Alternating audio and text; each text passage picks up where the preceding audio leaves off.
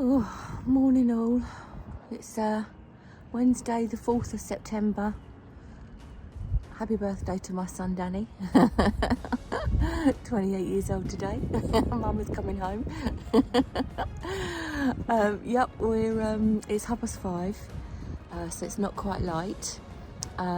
Just about to leave Brighton. I think we've got a little light northwesterly. I'm not too sure what we can do with that, but we'll see when we're out there. And today we are heading to Rye.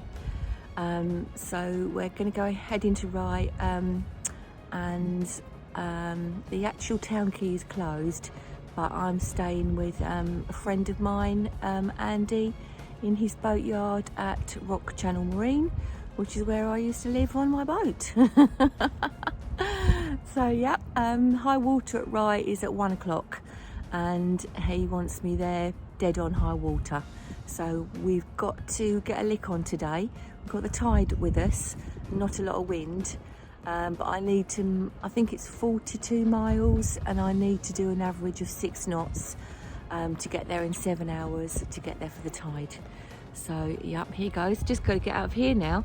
We're just coming up for low water in Brighton, and there's not a lot of water at the entrance. There really isn't.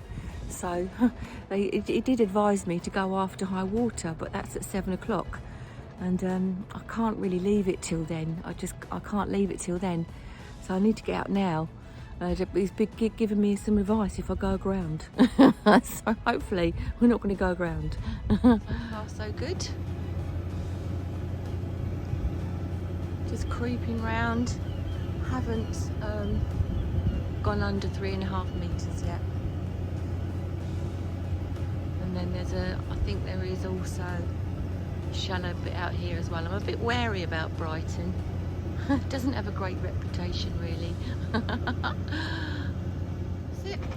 And we're out. And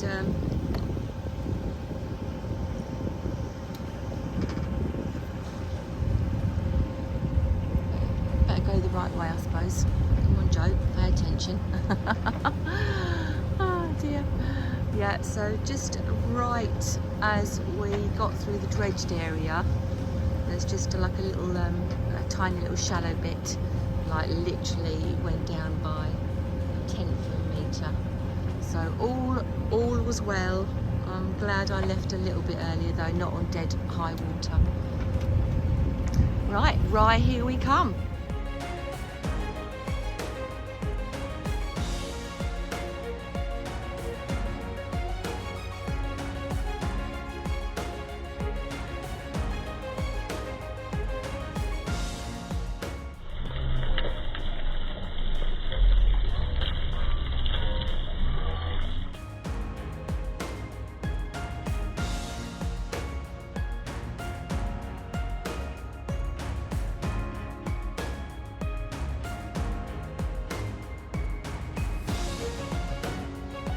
Just about to start our entry into Rye Harbour. We've already been called up by mid-range control asking if we're going into Rye, because obviously there's the firing range on the other side.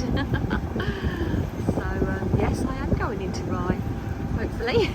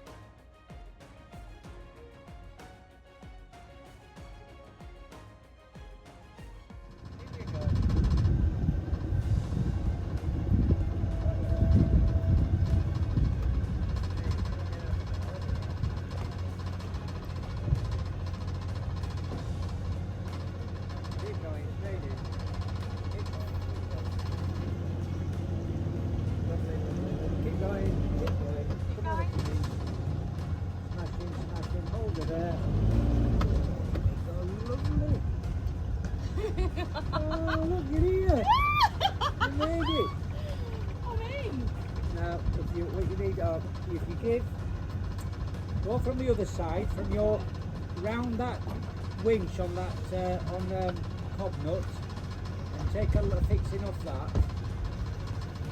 Can you read?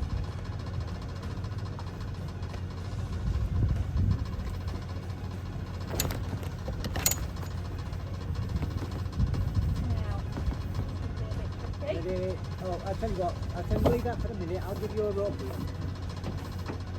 This one here. This one here for you. For this one here. There we go. And if I pass with this one here, for that cleat there. Lovely, here you go. Go right so that the tie wrap, that's it, isn't it? Out there? Lovely, lovely. And then, permission to come aboard. Oh yes!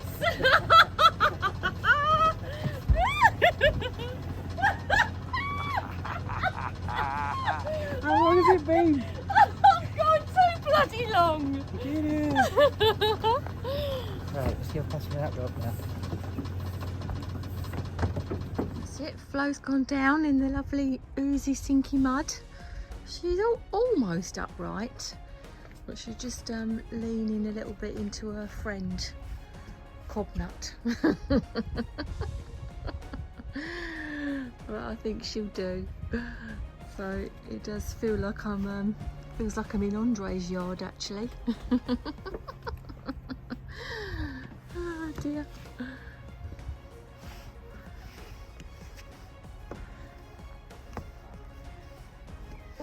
Got a little bit of a gap to get over, which is absolutely fine while I'm sober, but I think we're going out tonight. Somehow I've got to get back on board. That could be a challenge. Anyway, here we are.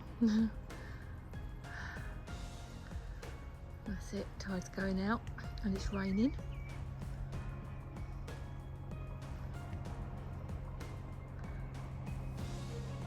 We're in, we're on, and we've sunk down into the mud.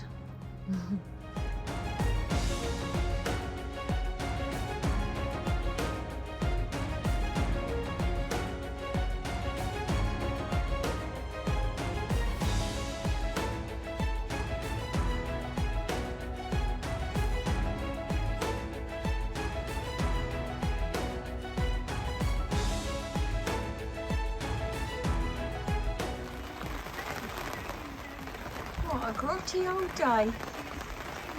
We've had thunder, we've had lightning, we've had torrential rain. Bloody hell, I'm glad I'm not out at sea. I'm glad I'm tucked up in the river Rother.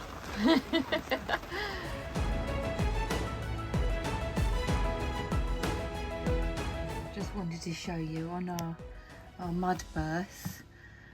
We were up a bit of the bows right up. I feel as if we're going to pitch pole. It's a lemon. Yeah.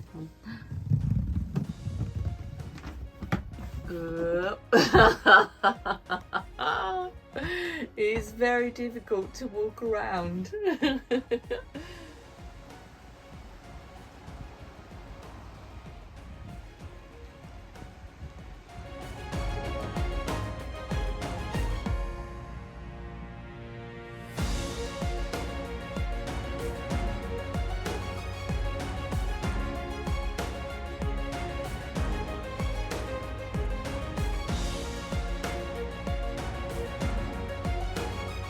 Afternoon all. It's Friday, I think it's the 6th of September, and we're just about to leave Rye, and I've got my good friend Andy on board. Hey! Hello. It's the dream team!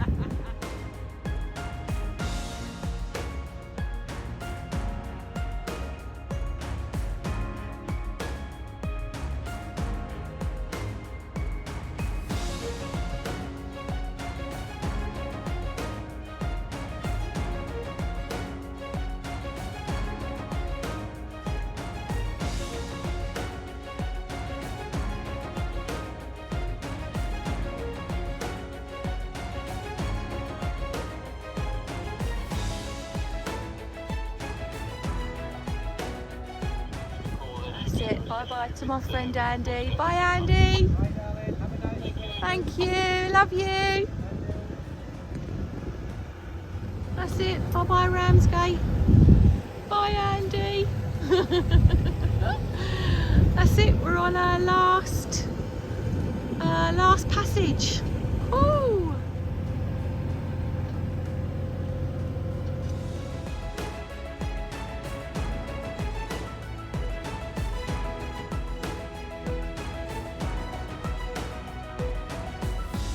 And we're just going around North Foreland now. So you might see the lighthouse in the distance. And this is our very last headland. And yeah, today North Foreland is like a little lamb today. Oh dear.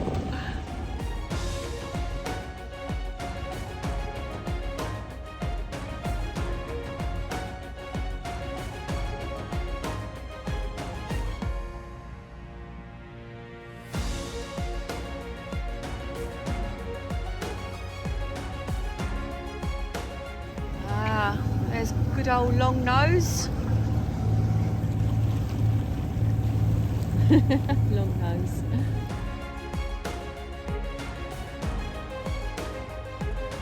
And we can now see the Isle of Sheppey in the distance. My beautiful, beautiful island. Going back to where we belong.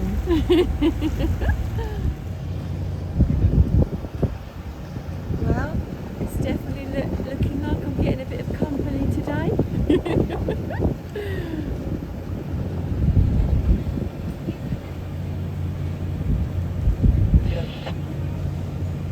It's definitely looking like I'm getting some company today.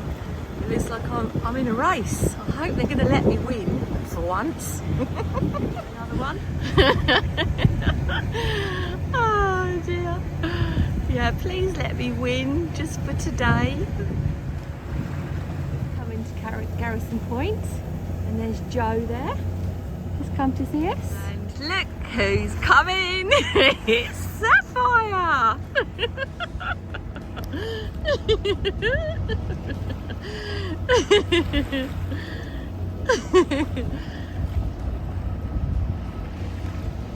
Woohoo! We did it!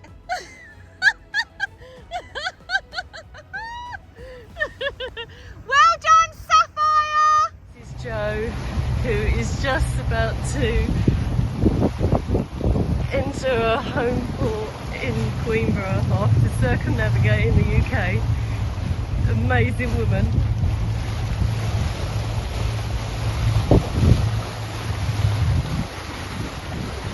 Well done, you! I didn't press record! We're just 2 miles from home.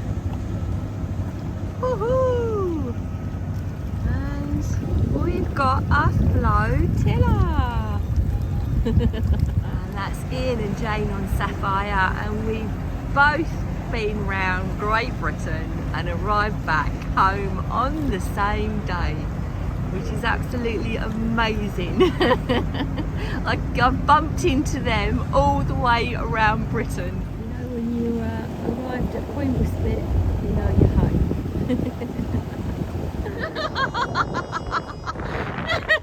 Who's hooting at me? Who's hooting at me?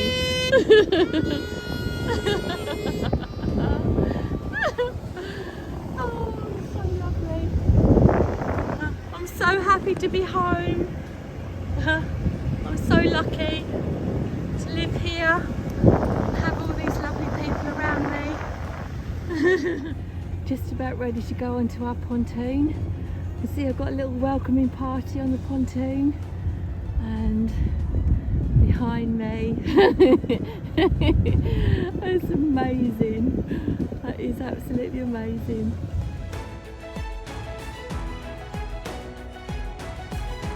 This is a beautiful cake I'm on the rain going off somewhere. that Joe made me at the yacht club.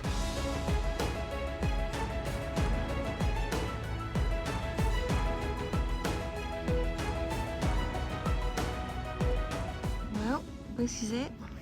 The very, very, very, very, very final passage.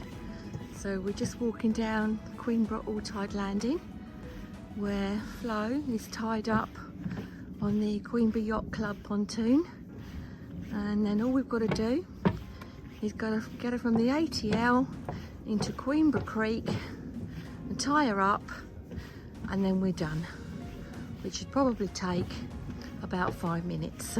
There she is, waiting, ready to go home. Just walking down the All-Tide Landing, and who should I find? A little waif and stray come to take me lines for me. I'm videoing you. Oh, what was that? That's it, the crew member. I found some photographs the other day of me on the coasters, on one of the coasters. I've got black hair. I know, I remember. I've got black beard. I don't remember you having black hair, but I remember. Well, dark hair. I've seen pictures of you with dark hair and a dark beard. Yeah, but it isn't anymore, is it?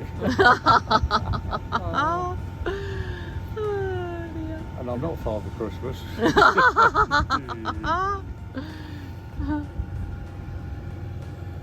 And you're not Ben Gunn.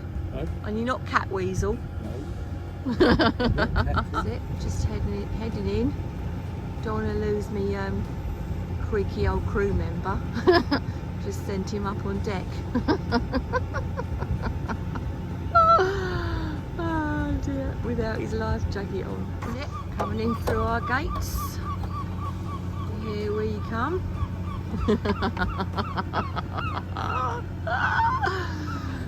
Oh, I can get you some. I'll pick some up for you. Here we come. Here's our little berth. I'm talking to the camera, Andre. Talk to the camera. Don't you know I'm a YouTuber? No. Do you even know what YouTube is? Do you? Do you know what YouTube is, Andre? It's YouTube, yeah. Do you know what it is? What is it? What is it then? It's a bed like that. He doesn't know what YouTube is. It's bed like that. She's back. Back in her berth in Queenborough Creek. Hey. Journey over.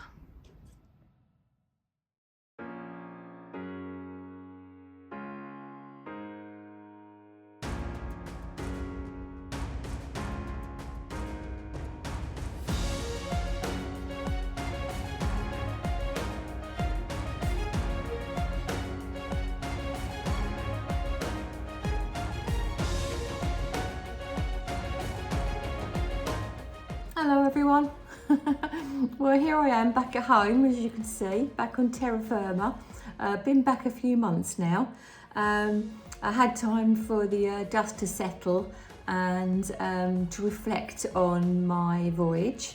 And a few people have asked me a few questions, so I thought I'd share some answers with you now. So people asked me about my boat. So as you know, her name's Florence, and as you know, I shorten it to Flo. She is a Beneteau Oceanis 31, and what year was she? 2012, I think. She was bought for me by my husband, Jeff, specifically to do the voyage on. He was never going to come on the trip with me. He was going to be my shore-based support, but unfortunately I lost Jeff in June 2023, but I still decided that I would go ahead and do the trip, and I'm glad that I did, and I definitely feel like he was looking down on me. So that's Flo, and that's Jeff. Right, the route. So obviously I went on a figure of 8 route. So from Queenborough up to Inverness, through the Caledonian, over the top of Scotland, through the Pentland Firth, and then back through the Caledonian for the second time before going south and coming home. So my reasons for doing that, from Queenborough, I'm sort of on the southeast, I'm in the southeast, so it made sense for me to go straight up to Scotland from where I am. And also I wanted to be in Scotland for May and June. and I couldn't leave much earlier than April because of the weather. So I left early April, and by early May I was up in Scotland and had 2.5 months in Scotland. Fantastic. And then the reason why I didn't go from east to west through the Pentland Firth, I went from west to east, was because I'd done some research, and I think the prevailing conditions are better west to east, and I definitely found that. I definitely did not regret doing that at all. And I wanted to go through the Caledonian Canal. I wanted to experience that as well, so I was lucky enough to do it twice. So that was my route, and in total we did 2,200 miles. I'm also asked about my highlights, the best bits. I can't really say the best places because they were all just spectacular, amazing, beautiful places. I suppose the further I went north, the more dramatic the scenery was. Scotland was spectacular, and just seeing it from the water, it was just phenomenal, so special. I'll never forget the sights that I've seen for the rest of my life. The harbours that I went to all over Great Britain, beautiful. Just makes me realise what a beautiful country that we live in. And people as well. Everywhere I went, the further north I went, the more friendlier the people. And I was, as you saw if you watch my videos, I was very well looked after by lots of people. And the people that worked in the harbours were lovely. The local people were lovely, and the other sailors that I met who were on their boats as well were all smashing. So there's no particular place I could say really. Everywhere that I went was just spectacularly beautiful, just amazing. Cost, so people ask me how much did it cost. So it's for me, I budgeted 10,000, and I bought back some change. For me, personally, I'd already decided that I was going to stay. I thought it was going to take me about 6 months. It took me 5, and I always planned to stay in a marina every single night, and I'd estimated it to be an average of £30 a night. More down south, less up north, and that was about right. So, just under half my budget did go on marina fees. So it doesn't have to be that expensive. If you were thinking of doing it, you can pick up a buoy, or, there's places to anchor if you can find them. So yeah, so a lot of money went on the marinas. Fuel, a few £100. I motored more than I thought I was going to, well over 60%, If I wasn't, I was lucky if I could just sail and turn the engine off, and I did quite a lot. But also I'm passage making, so I've got to be in at a certain time, so I've got to make those miles. And sometimes it was necessary to put the engine on. And then there were days where I couldn't go out if the wind was blowing too hard in the wrong direction. It was a no-go. And then there were days where we had absolutely no wind, but I still went. I still did the passage, and just had to, motor all the way. But that's the nature of the game. So yeah, there was money on marinas and fuel, food. I probably ate out more than I would normally at home, but overall I didn't spend much more than I would have done at home. I probably drank a bit more. Probably drank a bit more Guinness than I normally would at home. The apps that I used. So the two apps that I used mainly that really was so good and just got me round to 100%. Navionics. So I've got a chart plotter. I've got a Simrad chart plotter in the cockpit, and I have that on.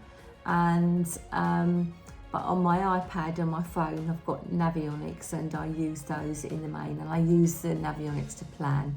And then for my weather, I used the Windy app, which was absolutely superb, didn't let me down one single time, and it gives you the wave height as well, which was an issue. We don't have that issue really in the Thames estuary where I sail, but as soon as I come out of the Thames estuary, I was looking on the wave heights when I looked at the wind. So Windy and Navionics, superb. So what was the most difficult thing about it?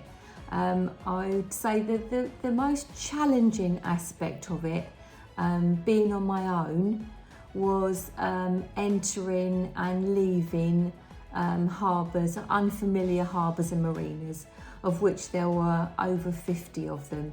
And that's really hard. And as you probably know, if I had to leave early in the morning at the crack of dawn, I never slept. I was always worrying about leaving the berth and leaving the harbour, leaving the marina, just getting out to sea, and then not knowing what conditions I would have when I, left that marina, left the safety of that harbour. And sometimes a lot of the time I was straight into the swell, so I actually knew what I was going to be expecting. And it didn't get any easier. The worry of it just didn't get any easier. But I'm just a worrier anyway. And as you can see, I did have, a lot of the time I had help when I'd always call up and I'd always ask for help. And I would always advise anyone to do that as well if you're on your own. And most of the time they will be able to help, and sometimes they can't. And I'll always say that. I'll say, if you can help me, that's great. And if you can't, well, I shouldn't be doing it on my own if I can't come in to a harbour and go onto a berth on my own, which I can. Not always beautifully though. And I would say what I always do to takes a little bit of worry out of it. I always do my homework. I always do my homework meticulously. So I do a proper passage plan, and I do proper pilotage plans every single time. And sometimes I'd get out and I may not even hardly look at my passage plan, but I've done it. So I think it's for me, it's probably psychological.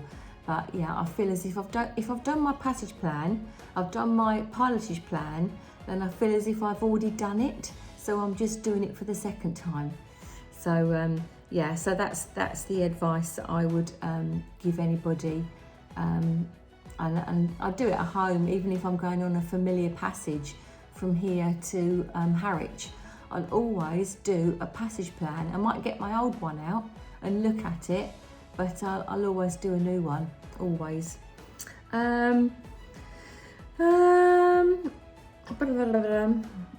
So yeah, that would be my advice to anybody who's thinking about doing this. Just be really well prepared, and make sure you're prepared, and make sure your boat is prepared. You need to look after your boat and do all the maintenance on it. And as you can see, I did have a few issues. And if you don't look after your boat and your boat's engine, which you will need when you need an engine, your boat can't look after you. And I think probably the only other tip I'd have for anybody is don't take bananas on board. They're very unlucky. I never ever took a banana on board, and when I went on other people's boats and saw a banana in their fruit bowl, I knew there was going to be an issue, and there normally was. So what next? So when I was going around, I was sort of thinking I was going to go one of two ways. I'm either going to come home and I'm going to buy, my house is too big for me, to buy a smaller house and settle down and maybe buy a dog and just sail up and down the east coast, or I am going to basically sail around the world. So then I was umming and ahhing what to do, and basically the moment I got home, I bought that and I bought that. So I think you can guess what I'm gonna do. So yeah, I think that's next on the bucket list. Unfortunately, my little boat Flo, she's a beautiful little boat and she's looked after me royally all the way around Great Britain, but I just don't think she's going to be robust enough for me to feel safe sailing oceans. So she's going to be going up for sale. I can say that now because she's not around. I can say so she's going to be going up for sale in March, and then I'm going to be, once she's sold, I'm going to start looking around for something bigger and more robust. So and then hopefully at the autumn 2026 I'd be looking at sailing around the world. So basically, watch this space. And all that I need to say is just thank you very much for watching the videos and all your lovely comments. When I started doing the YouTube videos, it wasn't for, it was just for myself and my friends and my family. But I put it on YouTube, and if it was any use to anybody else, that's great. And I know a lot of people have enjoyed the videos and enjoyed watching me and Flo go around Great Britain. And yeah, you'll be very welcome to come along on our next journey. Thank you very much, and goodbye.